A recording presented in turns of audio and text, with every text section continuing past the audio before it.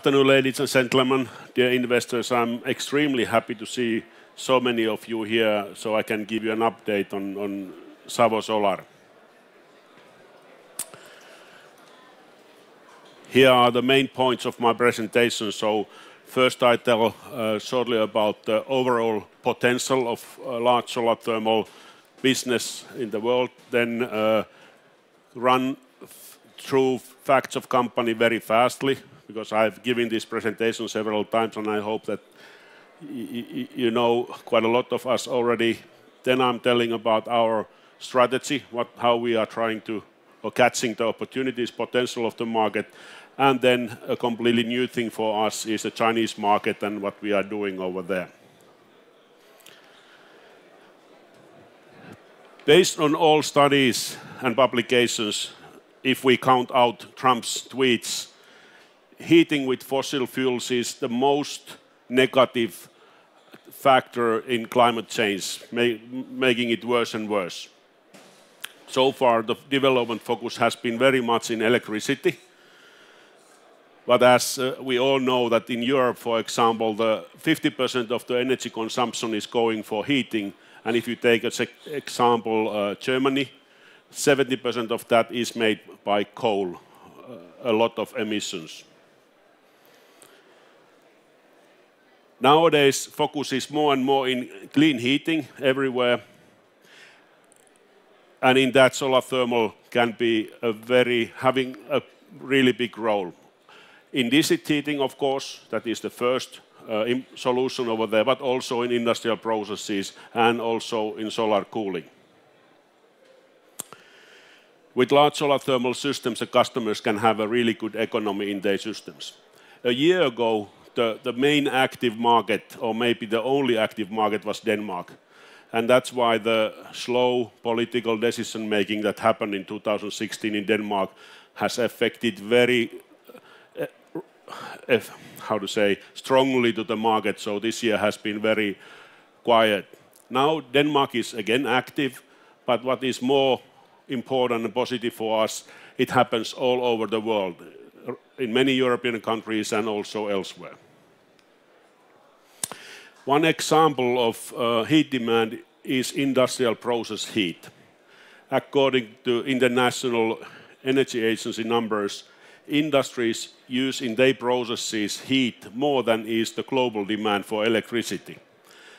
As you can see from the picture here, there is a lot of different temperature areas. You could say that not everything can be solved by solar energy, but actually quite a big part of that could be done by using solar energy. And if we think about an industrial company, when they are choosing what energy they choose for their heating energy source, here are the benefits of the solar thermal. First of all,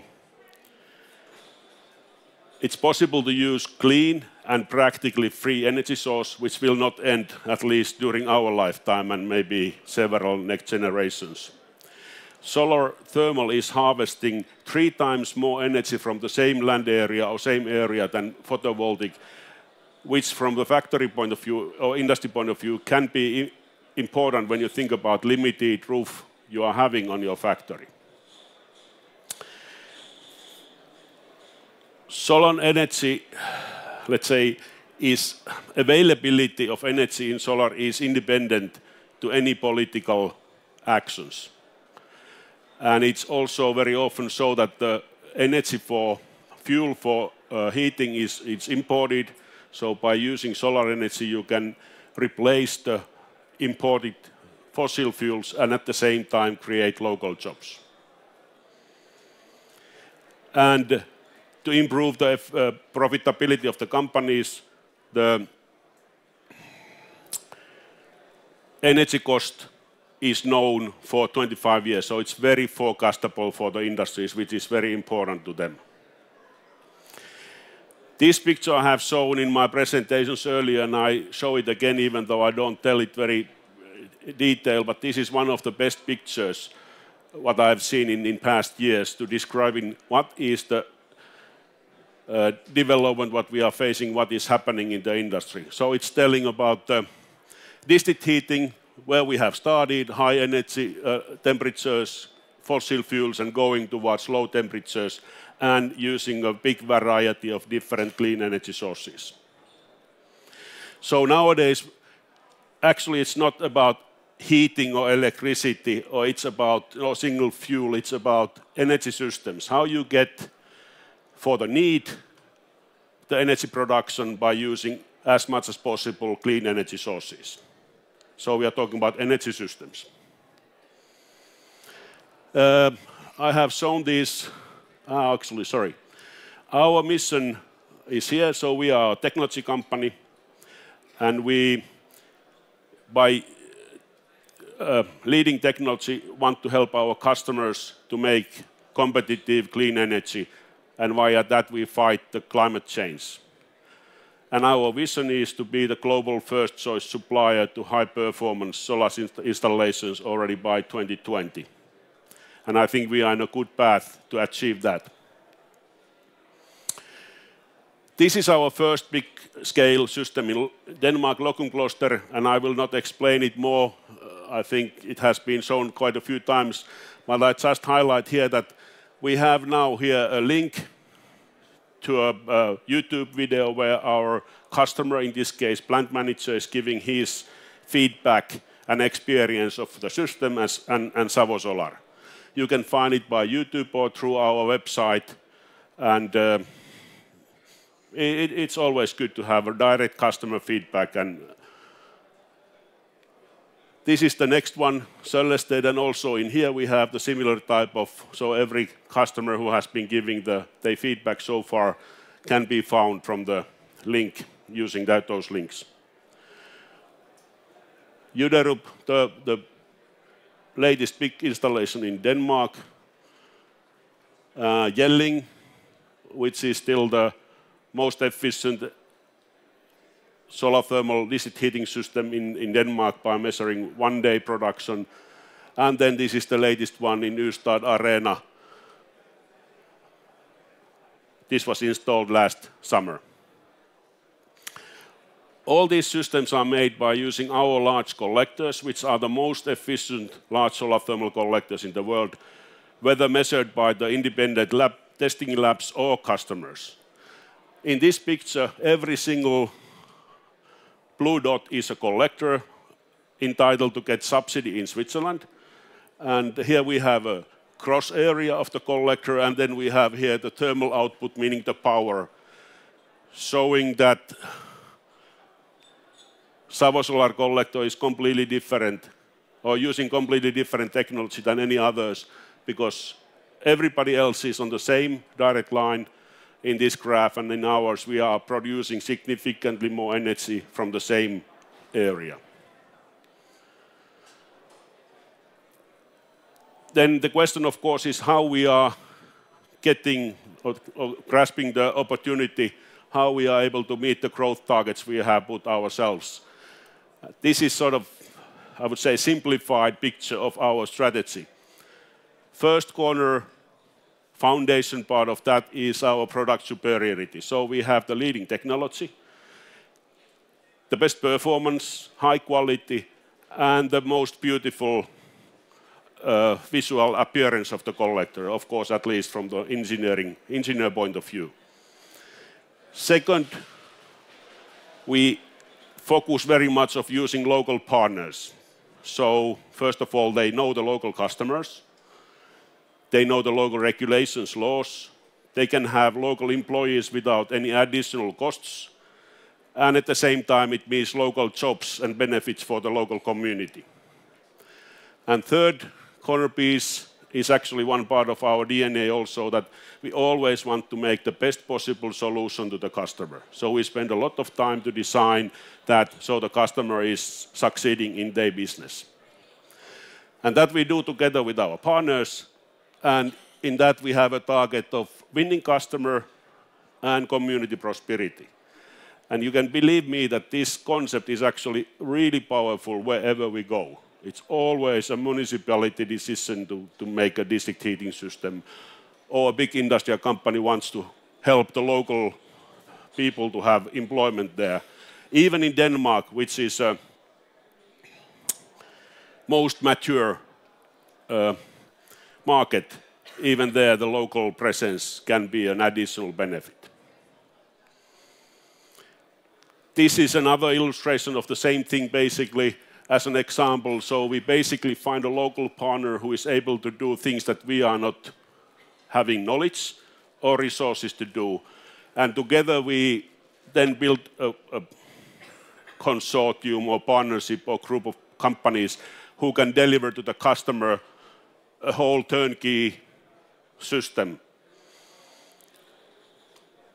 We either sell them as a one-time projects, just like to an energy company, they very seldom do second installation, or then we can have project developers who then invest in the systems and sell energy to other customers, industrial customers, so we would be able to do repeatedly a winning system together with them. Then a couple of examples of what has happened in the market concept in practice. And we announced summertime the cooperation agreement with Jürgensen in Mexico, Latin America. The work is proceeding well, so marketing and sales activities have been started, and we hope to see some real projects quite soon. And this is an example how it looks like. This is from Mexico, and even though this is showing the picture from a mining company point of view, when it is economical to invest in solar thermal, this applies also to any other investor or industrial company. So basically it shows energy prices using some fossil fuels or then solar thermal, depending on depreciation time you calculate. And as you can see that if you have a natural gas line beside your factory or site, there's no economical sense to put that solar thermal there, even though from the emission points it could be. But we have seen even higher than these energy prices in Latin America, where you have far away locations, and in that case solar thermal definitely can bring value very fast to the customer. Then in Europe, again, the local partnering concept has been proven very powerful in many places. Denmark I already explained, but still in France, we announced last summer the project in France with New Heat, and that is at the same situation as it was in August, so they are still waiting the last land permit, and we are looking forward to accomplish this project in the beginning of, building up the project in the first half of next year, first quarter of next year. Additionally, we have several other projects in France coming up, as well as in other European countries. One additional thing, in last week we announced a cooperation agreement with Isoplus, which is one of the biggest district heating piping suppliers in the world. And that has already led us to increase of our know-how, but also bringing us some additional leads and customer contacts. And this I just want to show you to explain a bit how it can take so long to design a system, a winner system. This is one customer. There's about 10,000 square meters of collector field and a greenhouse who would be an owner of this system when it is installed. We have there one competitor, and we have designed this system 3 to 4 times, including new water tank and helping customer to define their own process. And depending on what type of system optimization will be done, our collectors will be producing significantly more than the competitor's system. Additionally, the competitor, which is a very low-cost solar thermal collector, would need 11 kilometers underground piping. In our system, it needs significantly less than 1 kilometer. And even though the system design can take a lot of time, and our system will be as an investment higher than the competitors, we believe that customer is willing to pay the price because they are getting significantly lower energy cost. Then China. I will explain in next slides about China a bit more. So I said that everywhere focus is in clean heating. Same applies to China. In China, they are promoting clean heating, especially in the northern part of China. And as an example, when they decide to do something, they really do. So they have decided to have a 10 billion euros subsidy for clean heating in the next 3 years. And just wanted to take this slide because we have all seen that the Chinese chairman Xi Jinping has a real strong position in China. He has personally raised this target as one target, that clean heating. So if you don't see, I said there's no in here between coal-fired furnace, small coal boilers, so no coal anymore. Because coal is the worst thing when you see the videos from Beijing that they are having the masks on their face walking around there. These slides actually are from our partner, so they are made by China Academy of Building Research, so I just copied them to show you how Chinese are telling their situation on this respect. And this is one example of the projects in the western and northern part. This is more than 100,000 square meters, and this is not including all the projects that are coming up in China. This is an example, 40,000 square meters, and this is actually, again, with Chinese, they copy what we do in Western, then they jump a level, so they will do a biggest system of solar thermal using both district heating and district cooling. So they do the most modern system ever in this sense. This is another system, and again, energy systems, heating and electricity, solar thermal and PV in the same system and design the system together. In our case, we have done, actually, every time I have been speaking investors in Sweden and Finland, I have been asked that, do you see China as a threat? And I've always said that, no, actually we see that as an opportunity.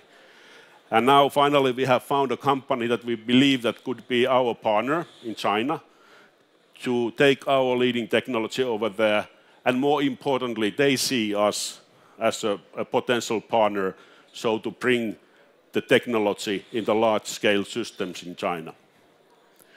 So we have a plan with them. So first of all, 3-step plan to make the first delivery. We first have to make a good system design and quotation on that.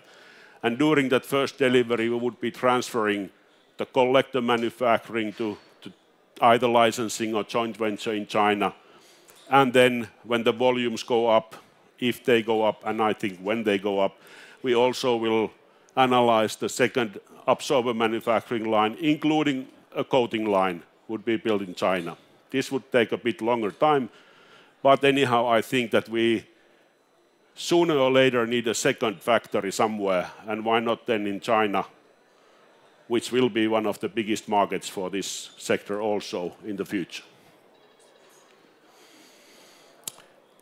We also have the warrants ongoing, so this week still time to subscribe those who have been participating in the share issue in summer. And today we announced that our largest shareholder and the key management members have been exercised also the rights to use the options and buying the shares. And I end my presentation by using the same slide I'm using with our potential partners or potential customers. So basically what we tell to everybody that we are a solar thermal company with leading technology and helping our customers to produce competitive clean energy. That is the first cornerstone. The second one is that we always look the way to provide to the customers the best solution so they can succeed in their businesses. And the third one is that we are looking and working closely together with local partners so we can benefit the customers and the local economy. And then I added for this presentation also a fourth point in here.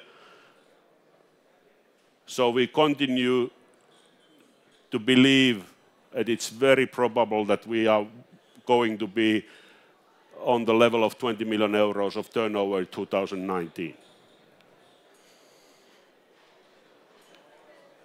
Thank you. Thank you, Jari. If you please come over here and I'll have a little discussion. Yeah. Very interesting developments. How can you seem to have a very high level of your technology and everything. So how do you think you can capitalize on this? I mean, you see China as an opportunity.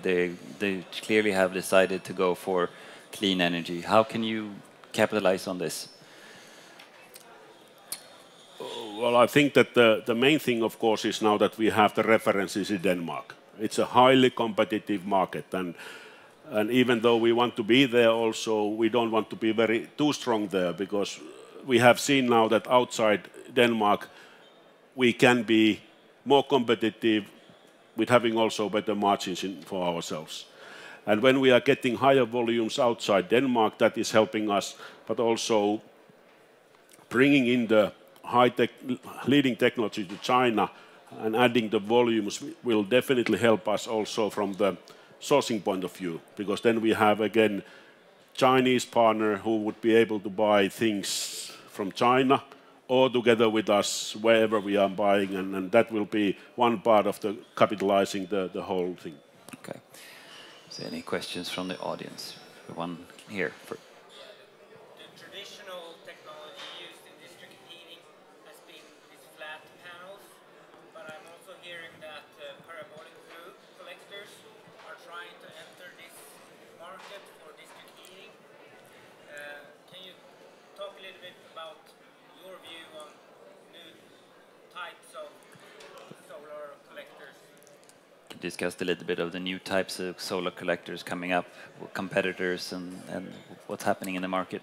Yes, so if we think about difference between parabolic collectors and flat plate collectors, so flat plate collectors are able to produce economically heat until, let's say, 90, 95, even 100 degrees, but we say 90 degrees. And if you want to have higher temperatures, you either use high efficiency vacuum tube collectors or then parabolic collectors. Vacuum tube collectors can be good, but they are expensive.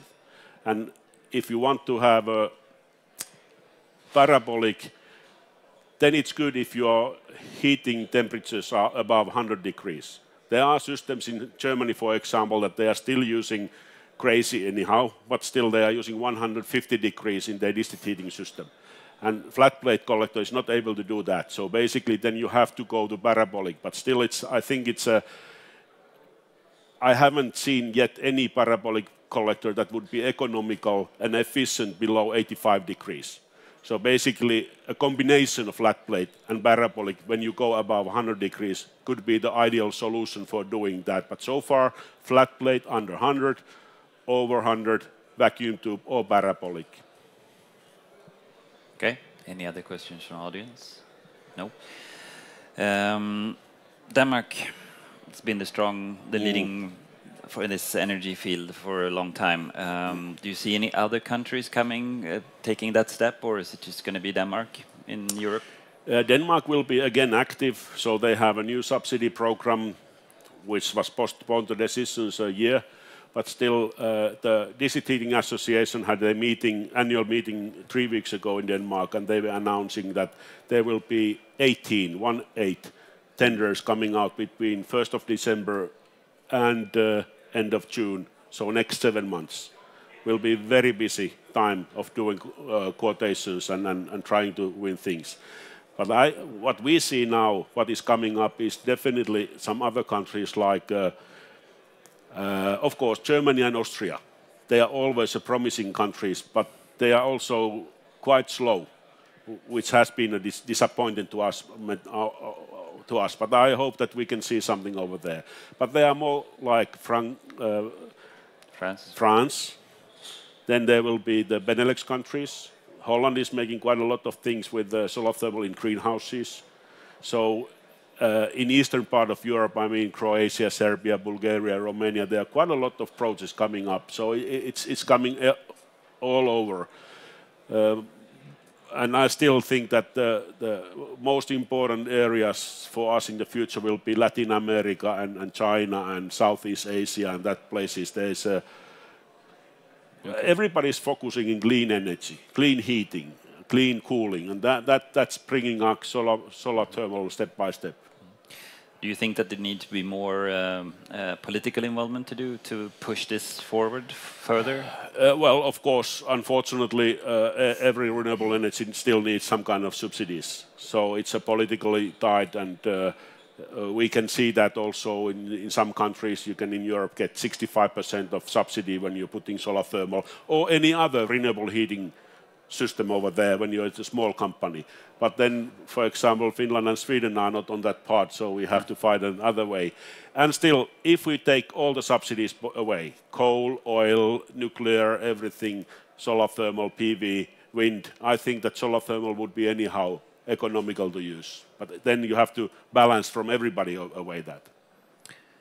Just a little question about there's a big difference between historically the smaller setups have been growing quite fast, but is that slowing and the bigger ones are growing? Yes, the small panel business have been going down now for 2 years, 3 years, even in China, which has been 15 years the biggest market all over to small water heaters. It's growing still in Africa, it's growing still in Latin America and Southeast Asia, but still in small systems, PV is more economical and more easy to install.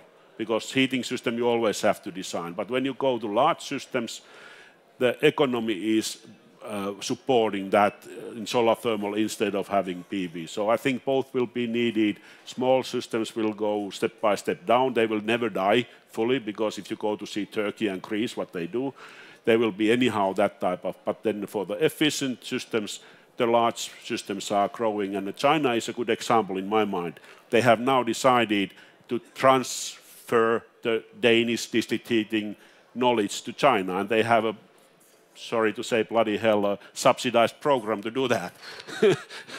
But still, they will do it anyhow, and the market will be huge. And if we want to be there, and then the future shows how we will conquer the world with them, yeah. Okay. Looks like you have a lot of growth potential. Then it comes to a hard question. It's you're going to need to have more money to finance all this growth? So if we have to build a second factory in China, it depends on our partner.